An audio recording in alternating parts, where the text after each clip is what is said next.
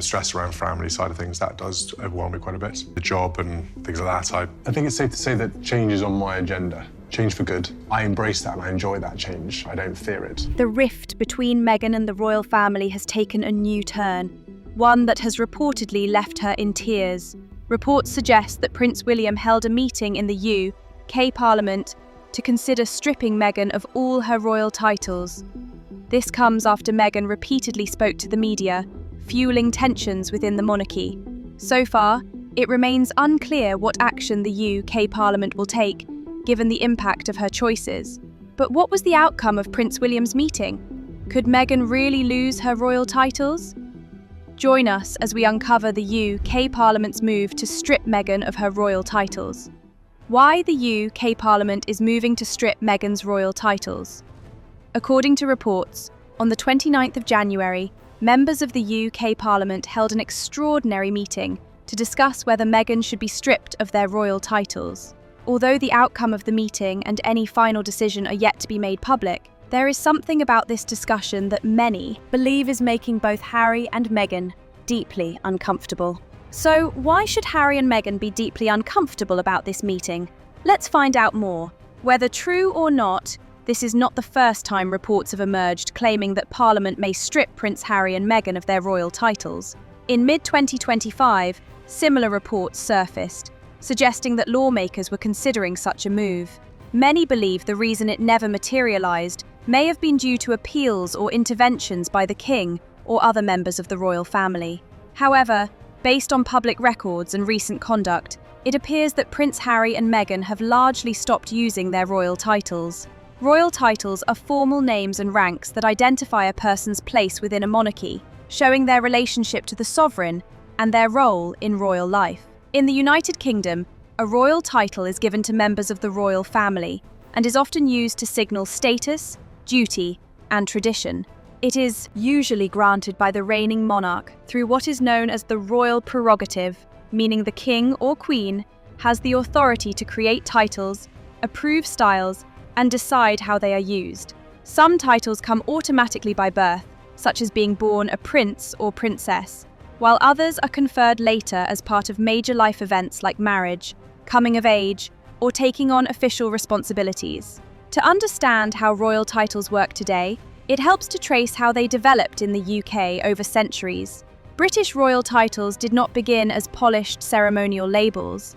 In the early medieval period, England's rulers were primarily known simply as kings, and the concept of a structured hierarchy of dukes, princes, and styled royal households evolved gradually. After the Norman conquest in 1066, William the Conqueror introduced stronger feudal structures, and titles became closely tied to land, military loyalty, and governance. Dukedoms and earldoms were not just honorific names. They represented real authority over territories and the obligation to support the crown. Over time, royal titles became less about direct control of land and more about rank and identity. The title of prince itself has an interesting history in England. For many centuries, it was not automatically used for all sons of the monarch. The most significant princely title was traditionally the Prince of Wales, a title created in the late 13th century when King Edward conquered Wales and later invested his son, the future Edward, with the title in 1301. This became a lasting tradition, with the heir apparent often being named Prince of Wales as a symbol of succession. But it didn't end there. As the monarchy developed through the Tudor and Stuart periods, titles became increasingly linked to court life, diplomacy, and public representation, rather than battlefield power. The royal family grew into a visible institution, and titles helped define who belonged to the inner circle of monarchy. By the Georgian and Victorian eras, royal titles were firmly established as part of Britain's constitutional system, with clear distinctions between peerage titles, like Duke or Earl, and royal styles, like His Royal Highness. A major modern turning point came in 1917, during the reign of King George V. In the middle of World War I, anti-German sentiment was strong, and the royal family's German-sounding name, Saxe, Coburg, and Gotha, became politically uncomfortable. George changed the royal house name to Windsor and issued letters patent that restricted the use of the titles Prince and Princess and the style His Royal Highness to the children of the monarch, the children of the monarch's sons, and the eldest living son of the eldest son of the Prince of Wales. This law still shapes royal titles today. Against this historical background, Prince Harry's titles fit into a long-established system. Prince Harry was born on the 15th of September 1984 as Prince Henry of Wales. From birth, he held the style His Royal Highness Prince Henry of Wales because he was the younger son of the Prince of Wales, then Charles. His title reflected both his royal status and his position within the immediate family of the future king. The name Harry is a familiar form of Henry, but officially, his baptismal name placed him within the traditional naming patterns of monarchy. Harry's first major additional royal title came on the occasion of his marriage. On May 19, 2018, Queen Elizabeth II granted him the titles Duke of Sussex, Earl of Dumbarton, and Baron Kilkeel. This was done through the monarch's authority, following the custom that royal sons are often given a dukedom when they marry. The Dukedom of Sussex was not a random choice. It was a historic title that had not been used for many decades, last held by Prince Augustus Frederick, a son of King George. By granting Harry this dukedom, the Queen provided him with a distinct identity, separate from being simply Prince Harry. Anything that I've written and anything I've included is ever intended to hurt my family. This tradition of giving royal dukedoms at marriage has deep roots. Prince William became Duke of Cambridge when he married Catherine Middleton in 2011, and Prince Andrew became Duke of York when he married Sarah Ferguson in 1986. Prince Andrew is not the first Duke of York to be mired in controversy. Going further back, Prince Edward became Earl of Wessex when he married Sophie Rhys-Jones in 1999. These titles are not unique to Meghan Markle's entry into the family. They are part of a consistent pattern in which wives of royal sons take their husband's rank and become duchesses. That is why Meghan, upon marriage, became Her Royal Highness the Duchess of Sussex. She was not the first modern woman to receive such a title through marriage. Catherine became Duchess of Cambridge, Sophie became Countess of Wessex, now Duchess of Edinburgh, Sarah became Duchess of York, and Diana became Princess of Wales. Meghan's title followed the same structure, showing that the monarchy treats marriage into the family as a formal integration into its hierarchy. The benefits of royal titles for Harry and Meghan were significant, both personally and publicly. Titles provide instant recognition, prestige, and a clear place within the monarchy's structure. As Duke and Duchess of Sussex, they were able to represent the crown in official engagements, attract global attention to charitable causes. But royal titles also come with limits and responsibility. In January 2020, Harry and Meghan announced that they would step back from their roles as senior working royals and become financially independent. This decision led to serious talks with Buckingham Palace. The final agreement, confirmed in early 2020, stated that they would no longer use the title His/Her Royal Highness in public, even though they technically still held it. They also lost several privileges linked to being working royals, including public funding and the right to officially represent the Queen.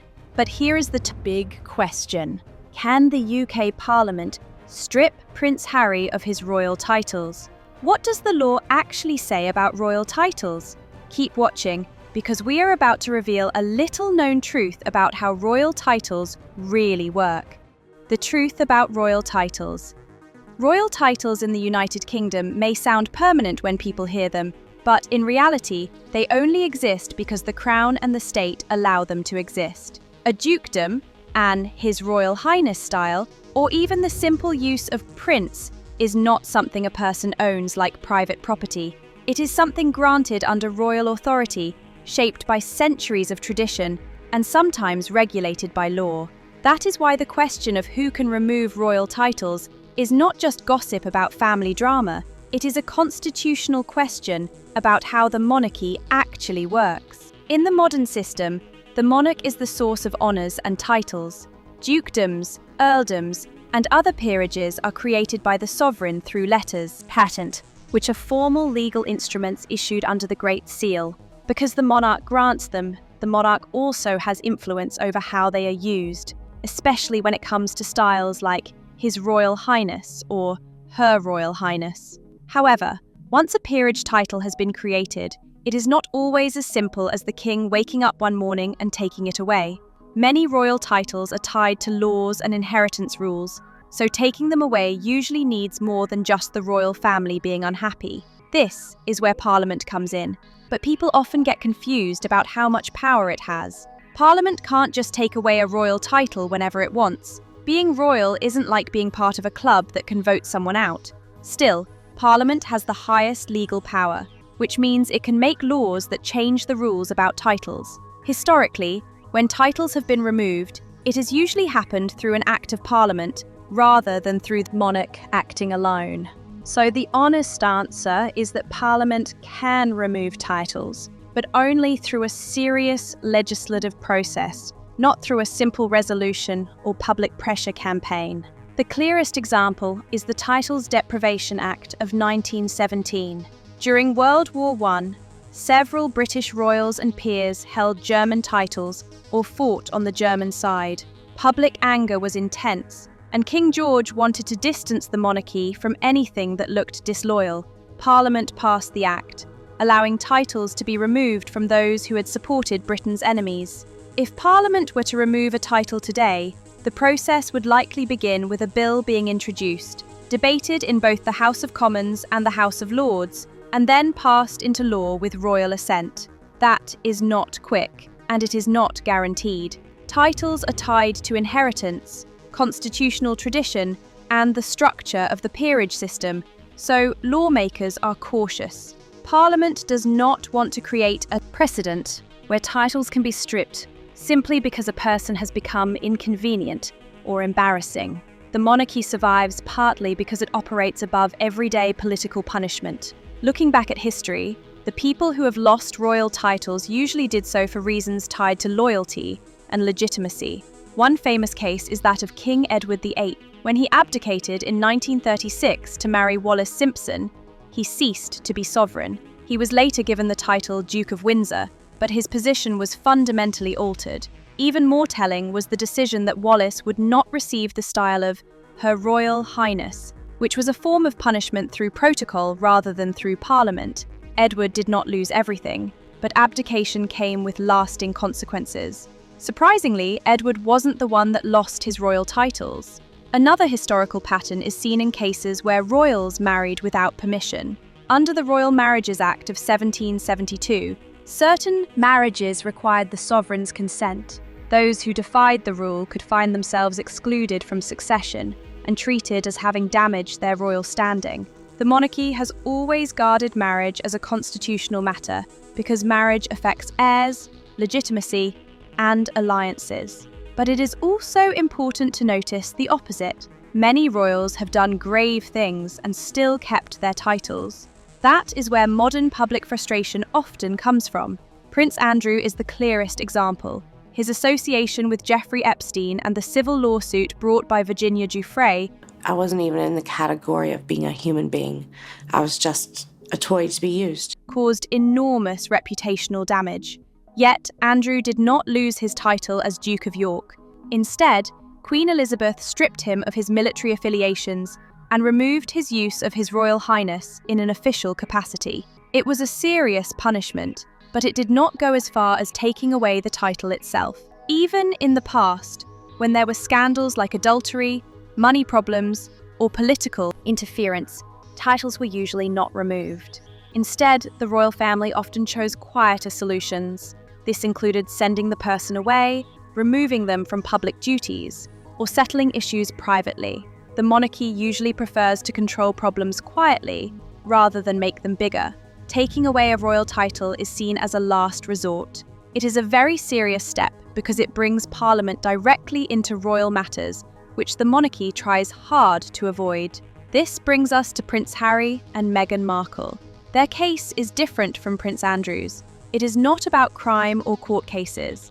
Instead, it is about a choice they made to step back from royal duties while still keeping their royal status. When Harry and Meghan stopped being working royals in 2020, they did not lose their titles. Harry is still the Duke of Sussex, and Meghan is still the Duchess of Sussex. What they did lose was the right to use His and Her Royal Highness in an official way. This was part of an agreement with Queen Elizabeth. It was a compromise. They could keep their titles, but they could not present themselves as active representatives of the crown, or use those titles for business or branding. So, will they lose their titles completely? Realistically, it is not likely, at least for now. Parliament has shown little interest in passing a law to remove their titles.